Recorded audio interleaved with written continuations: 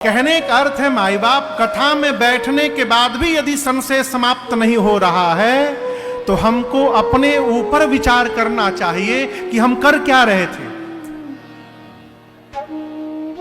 यह संभव है कि कथा सुनने के बाद संशय समाप्त न हो। ये मैं नहीं बोल रहा हूं, ये शिव वाक्य है, शिव सूत्र है। संशय विहग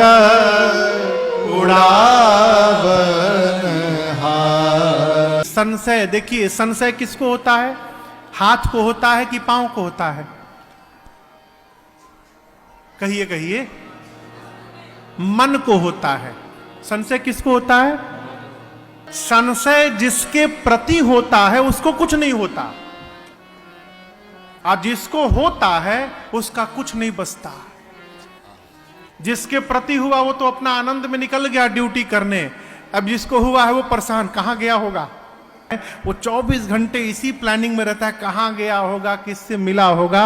इस संशय आत्मा को, शरीर को समाप्त कर देता है। संशय आत्मा विनश्यति। संशय समाप्त कैसे होगा? भगवत कथा से। ये कथा विश्वास को जागृत कराती है। भगवान शंकर ने कहा, युद्ध में नाग पास में बंध गए। आप कथा सुने होंगे, भगवान और लक्ष्मण भैया नाग पास में बंध गए।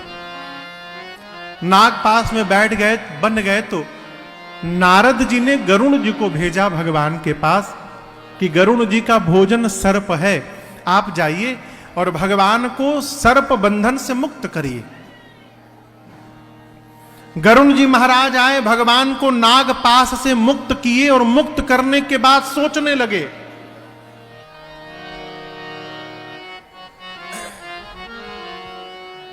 भव बंधन ते छूटई, नर जपि जाकर नाम, खरब निशाचर बाधई, नाग पास सोई राम। गरुण जी महाराज सोचने लगे कि जिस भगवान के नाम जप से जीव भाव बंधन से मुक्त हो जाता है, उस भगवान को ये राक्षस बांध देंगे सर्प से। जिस भगवान का नाम ही भाव बंधन से मुक्त करता है, उस भगवान को राक्षस बांध दिए। ये भगवान नहीं हो सकते। नहीं नहीं नहीं, ये भगवान नहीं है। पकड़ा मोह ने, वो ब्रह्म ने, ये भगवान नहीं है। गरुण जी महाराज भागे कहां? नारद जी के पास। जाकर बोले, किसके पास भेज दिए थे? वो भगवान नहीं थे। नारद जी बोले, पकड़ लिया। बोले, क्या पकड़ लिया? नारद जी बोले, बीमारी ने पकड़ लिया आपको, मोह ने पकड़ लिया, माया नचाना शुरू कर दी है। एक काम करिए, आपके बीमारी का ट्रीटमेंट मेरे पास नहीं है, मेरे पिताजी के पास जाइए, ब्रह्मा जी के पास। अब यदि किसी को पता चल जाए कि मुझे बहुत खतरनाक बीमारी हो गई है, आदमी पागल हो जाएगा। जो जहां डॉक्टर बताएगा वो वहीं दौड़ा जाएगा। नारद जी बोले, जाइए ब्रह्मा जी के पास। गरुण जी पहुंचे ब्रह्मा जी के पास, जाकर अपना सिम्टम बताए। ब्रह्मा जी मुस्कुराए, बोले, जेहि बहु बार नचावा मोही,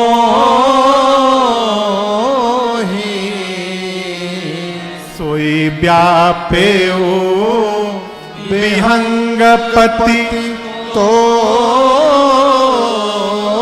ही। इस बीमारी ने, ब्रह्मा जी बोले, हमको भी बहुत परेशान किया है, बहुत बार हमको फंसाया है इस बीमारी ने। वही बीमारी आपको भी हो गई है। गरुण जी बोले, खतरनाक है क्या? बोले, बहुत खतरनाक। अब गरुण जी बोले कि ब्रह्मा जी दूर कैसे होगा?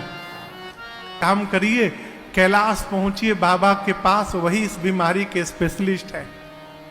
गरुण जी दौड़ने लगे कैलाश की ओर। तब तक रास्ते में बाबा मिल गए, भगवान शंकर। गरुण जी दंडवत किए, अपना सिम्टम बताए, बोले, आप उपचार करने में सक्षम हैं। शंकर जी बोले, देखिए चेंबर तो हमारे कैलाश में है, आप रास्ते में मिले हैं, रास्ते में कैसे उपचार करूं? लेकिन आपका सिम्टम सुन के ये पता चल गया है कि आपकी बीमारी कैसे जाएगी। गरुण जी बोले कैसे जाएगी? शंकर जी बोले तब ही होई सब संशय भंगा। कब? जब बहुकाल करिय सत्संगा। जब आप लंबे समय तक सत्संग करेंगे गरुण जी, तो सत्संग से आपका भ्रम समाप्त हो जाएगा। गरुण जी बोले फिर शुरू करिए सत्संग। बाबा बोले कहां? रास्ते में करूं? मैं जा रहा हूं कुबेर के यहां मीटिंग है एक, मैं तो लंबा सत्संग नहीं दे सकता, लेकिन आपको एक ऐसे स्थान में भेज रहा हूं जहां पर तज हरि भजन काज नहीं दूजा। जहां भगवान के भजन को छोड़कर दूसरा कोई प्रोजेक्ट ही नहीं है। एक ही काम, जगो तो कथा शुरू कर दो और नींद आए तो कथा बंद करके सो जाओ। वहां हमेशा कथा चलती है। 27 कल्प बीत गए, कथा चल रही है। कहां? गरुण जी महाराज को भगवान शंकर बोले आप नीलगिरी पर्वत जाइए, वहां काकभुशुंडी जी महाराज हैं। पार्वती जी ने शंकर जी से कहा बाबा आप चाहते तो क्षण भर के अंदर गरुण जी का संशय समाप्त कर सकते थे, आपने क्यों नहीं किया? भगवान शंकर बोले देवी मैं भगवान की लीला में विघ्न नहीं बनना चाहता। भगवान के निकट रहने वाले जीव को मोह हो रहा है, इसको सामान्य मत समझिएगा। गरुण जी महाराज भगवान के निकट रहते। अच्छा बताओ, किसी भी आदमी के अंतरंग बात को जानते हैं? घर का कौन सा सेवक जानता है? ड्राइवर। गरुण जी महाराज भगवान के वाहन हैं, अति निकट रहने वाले हैं, सेवक हैं, उसके बाद इनको मोह हो गया, ये सामान्य घटना नहीं है। शंकर जी बोले होई कीन्ह कबहु अभिमाना। गरुण जी अपने जीवन में कभी अभिमान किए होंगे। सोई खो वै चाह कृपा निधाना। भगवान उसी अभिमान को आज चूर्ण करना चाहते हैं। कब? जब आदमी अपने छोटे के सामने जाकर नीचे बैठता है तो उसका सारा अभिमान वहीं पर चूर्ण होकर समाप्त हो जाता है। आज पक्षियों के राजा है और आज काकभुशुंडी जी के सामने जाकर बैठ करके सुनेंगे ना, अभिमान समाप्त हो जाएगा। एक पहला कारण। और दूसरा कारण, काकभुशुंडी जी पक्षी हैं, गरुण जी भी पक्षी हैं। खग समुझै खगही के भाषा। एक पक्षी को पक्षी की बात ठीक से समझ में आएगी, इसलिए मैंने कुछ नहीं कहा। उनको काकभुशुंडी जी के आश्रम भेज दिया। गरुण जी महाराज गए नीलगिरी पर्वत, और आप दर्शन करिए भगवत कथा की महिमा।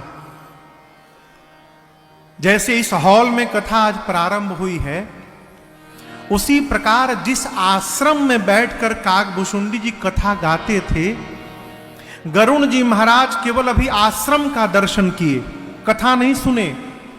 जिस स्थान पर कथा चलती थी उस स्थान का दर्शन किए। कथा होते होते उस स्थान की इतनी दिव्यता हो गई थी कि गरुण जी महाराज आश्रम का दर्शन किए और दर्शन करने मात्र से उनका सारा भ्रम मोह समाप्त हो गया। अभी कथा नहीं सुने, केवल आश्रम देखे, भ्रम समाप्त, मोह समाप्त, संशय समाप्त, भगवत कथा पर प्रेम जागृत हो गया। इधर काकभुशुंडी जी मंगलाचरण करने वाले थे, राजा दिखाई पड़े। गरुण जी आए हैं, व्यासपीठ से उतरे, जाकर दिव्य आसन पर राजा को बिठाएं। करी पूजा समेत अनुरागा, मधुर बचन तब बोले का। अच्छा ये बताओ, कौआ कितना मीठा बोलता है ना? हाँ? कहिए। अरे चुप क्यों है? कहिए हाँ चाहे ना। मीठा बोलता है। कौआ कैसा बोलता है? कर्कश। लेकिन श्री रामचरितमानस में कौआ जी हैं जो मीठा बोलते हैं। मधुर बचन तब बोले कागा ने कैसा वचन बोला? मधुर वचन। ये प्रसंग कहता है, ये प्रैक्टिकल मैंने 3 लोगों पर करवाया है, 3 लोगों पर प्रैक्टिकल आपको जीवन की बात सुना रहा हूं। जिस मनुष्य की वाणी में कर्कशता है, उस मनुष्य से 1 साल केवल राम नाम का कीर्तन कराइए, नित्य 10 मिनट, सवेरे सवेरे। मैं आज ऐसा गा रहा हूं माई बाप, मेरी पहले ऐसी भाषा नहीं थी। न मुझे बोलने आता था, न चलने आता था, न बैठने आता था, न उठने आता था, न खाने आता था, कुछ नहीं आता था।